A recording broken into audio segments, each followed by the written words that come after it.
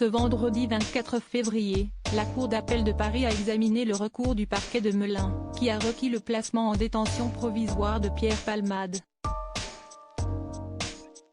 L'audience a duré plus d'1 heure et la décision sera rendue dans les prochains jours. Cela fait maintenant 2 semaines jour pour jour que la vie de Pierre Palmade a pris un tournant dramatique. Le 10 février dernier, alors qu'il faisait la fête depuis plus de 24 heures à son domicile, entouré de jeunes gens, l'humoriste de 54 ans a pris la volant sous l'emprise de la cocaïne.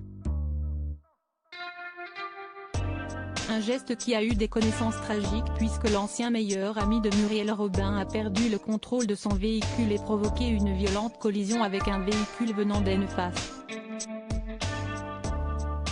Dans celui-ci se trouvait un homme d'une quarantaine d'années, son fils de 6 ans et sa belle-sœur de 27 ans, enceinte, qui a malheureusement perdu son bébé.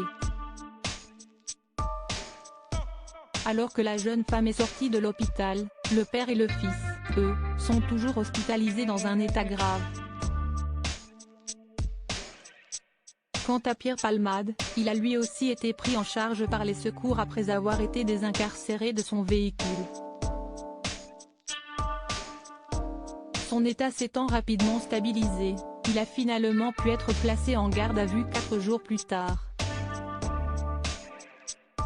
Une enquête pour homicide involontaire a ainsi été ouverte et le juge des libertés et de la détention a décidé de l'assigner à résidence dans le service d'addictologie de l'hôpital Paul-Brousse de Villejuif, Val-de-Marne, sous contrôle judiciaire avec bracelet électronique. Une décision dont le parquet de Melun, qui avait requis son placement en détention provisoire, a fait appel. Pierre Palmade ira-t-il en prison ? Ce recours du parquet de Melun a été examiné ce vendredi 24 février à 9 h par la chambre de l'instruction de la Cour d'appel de Paris.